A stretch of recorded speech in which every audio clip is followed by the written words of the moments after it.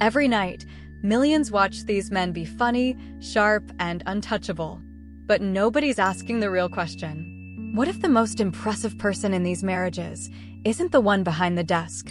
One survived a war zone, then rescued her future husband from security guards at a political convention. One prosecutes human traffickers by day and helps her husband write jokes by night. You've been watching the wrong people. Tonight, we fix that.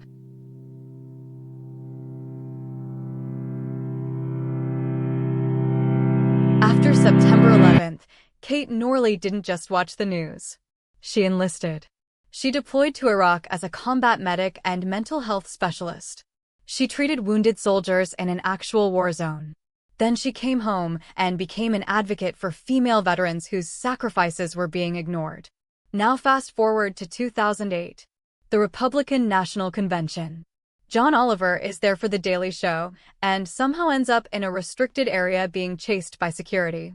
Kate and a group of veterans physically hit him. She survived Iraq, then used those same instincts to save a panicking British comedian from an embarrassing political disaster. He got her email. They talked. They fell hard. On paper, it made no sense. A British liberal comedian. An American Army veteran at a Republican convention. In reality? Perfect. John proposed in St. Thomas in 2010. They quietly married in 2011. 2 sons followed. And to this day, John wears a 1st Cavalry Division pin on his lapel as a tribute to her service. At the Emmys, in front of millions, he said, "My wife Kate is my personal backbone. I love you very much." He's also admitted that next to Kate, he's the less useful one in the marriage. She was a combat medic. He makes jokes at a desk. And he means every word. Seth Meyers met Alexi Ashe at a friend's wedding. By day 2, people were already asking how long they'd been together.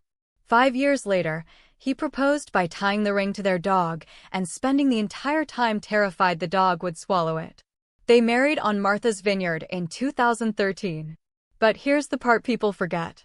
Alexi spent the morning of her wedding in the hospital. Food poisoning. 1 bad oyster at the rehearsal dinner. She still showed up. Still glowed. Still said yes. Seth later called it the perfect example of exactly who she is. Because Alexi Ashe isn't just Seth Meyers' wife. She's a human trafficking and domestic violence prosecutor. She's worked with the Brooklyn DA's office. She sits on the board of Human Rights First. She fights for trafficking survivors through Sanctuary for Families. Every single day, she walks into the darkest corners of what humans do to each other and fights back. Then she comes home grounded, warm, and still able to choose joy. Seth has said it himself. Her world is far darker than his comedy universe. Yet, she still pushes him to care more about the world around him. Late-night hosts are funny. They're sharp. They're powerful.